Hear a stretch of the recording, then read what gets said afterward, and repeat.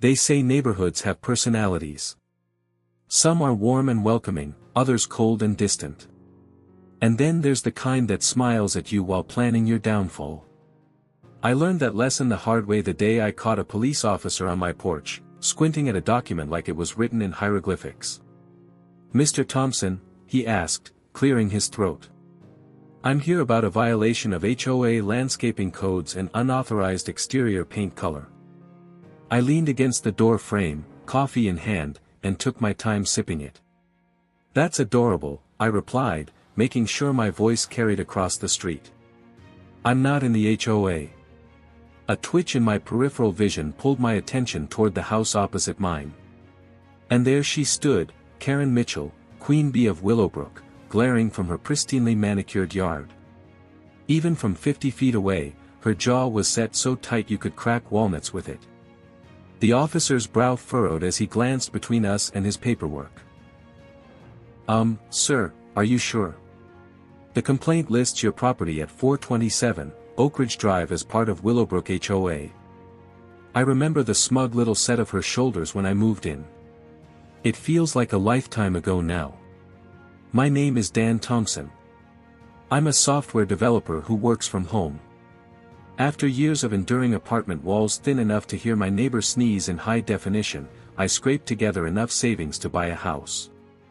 The one I chose was a charming two-story with a big backyard, perfect for the vegetable garden I'd been dreaming about since my college days.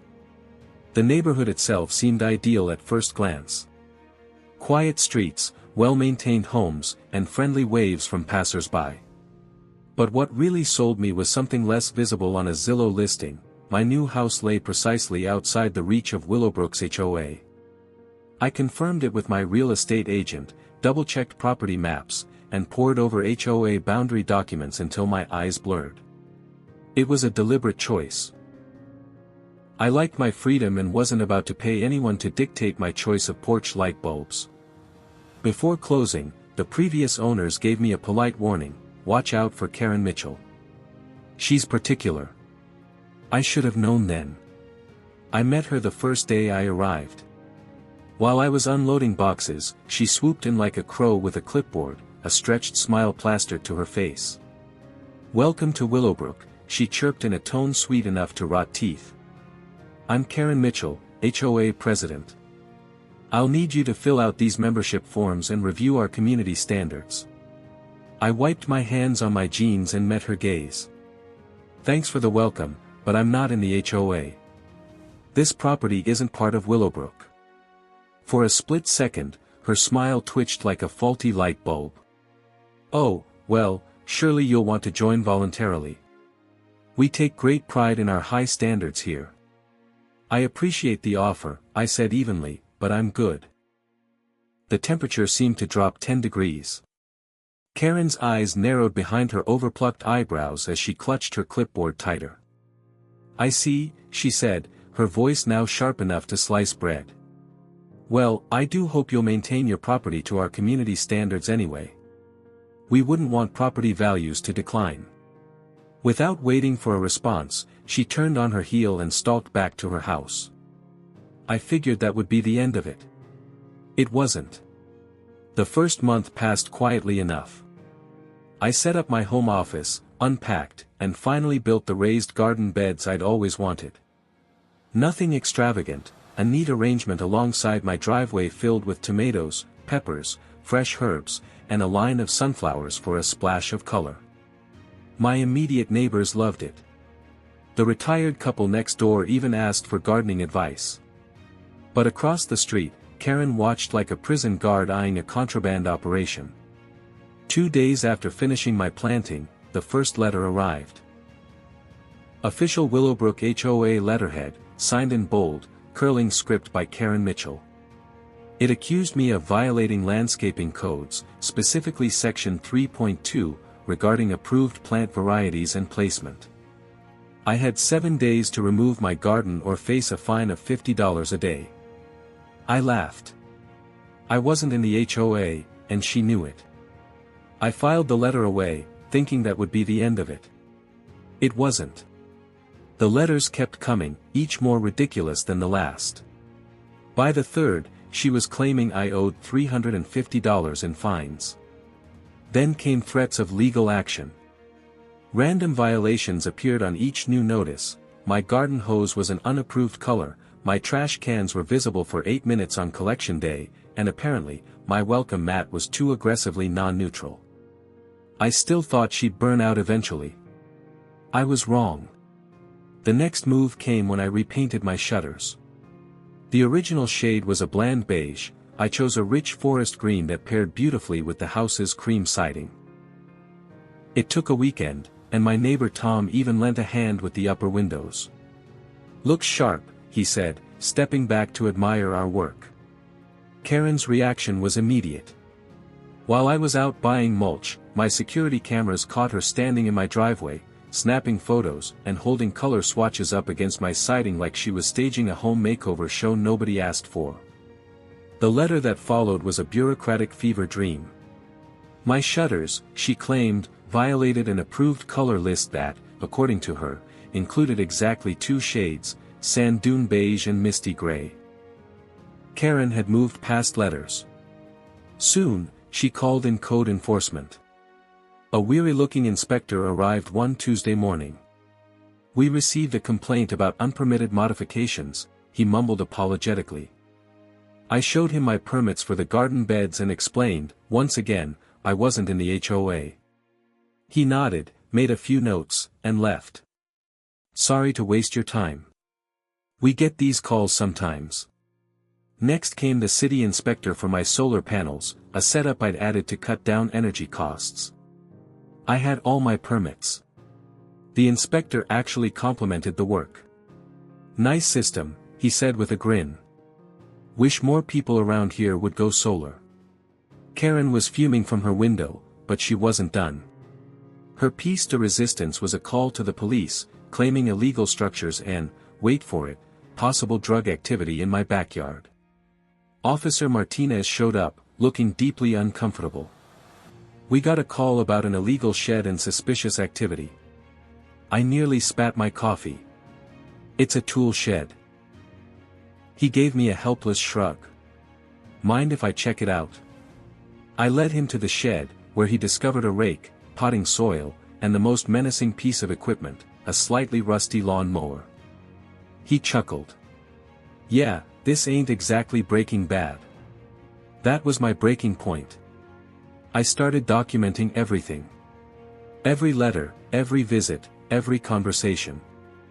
I installed extra security cameras, kept a meticulous journal, and filed Freedom of Information Act requests with the city and police. What I uncovered floored me.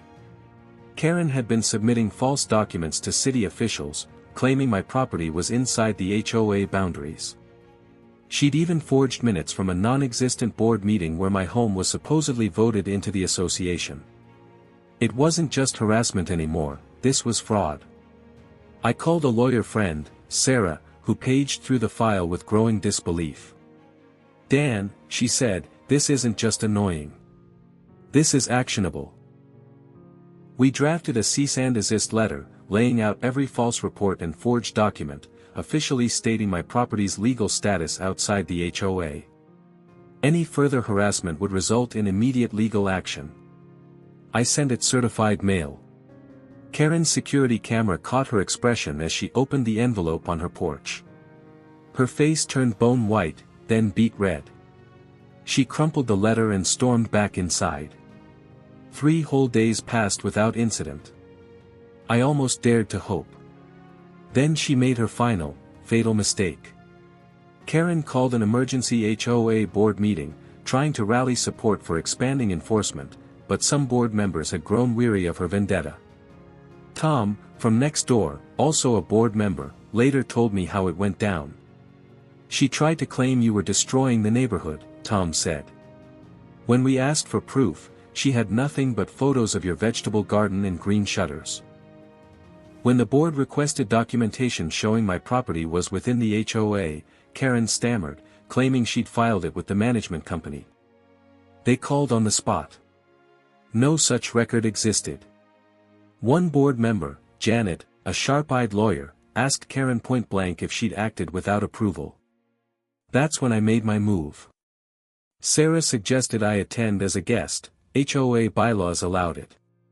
I arrived, file folder in hand, and requested 5 minutes to speak. Karen's face went crimson. "He can't be here. He's not a member," she snapped. Janet calmly reminded her guests were allowed. I presented stamped county maps, the cease and desist letter, and documentation of the false reports. "I'm prepared to file harassment charges," I concluded, "but I'd prefer to resolve this quietly." The room fell silent. Karen's mouth opened and closed like a fish. "I was protecting our standards," she finally choked. "The board wasn't buying it. They called a vote of no confidence on the spot. Karen lost, 6-1. The lone vote in her favor being her own. The city, meanwhile, had finished their investigation. Karen received a formal warning about filing false reports and wasting public resources, with hefty fines and possible charges for any future incidents. Her final punishment came via the rumor mill. Word spread fast in real estate circles, and Karen's boss, head of a local firm, called her in. A few clients, having heard about her antics, threatened to pull their listings.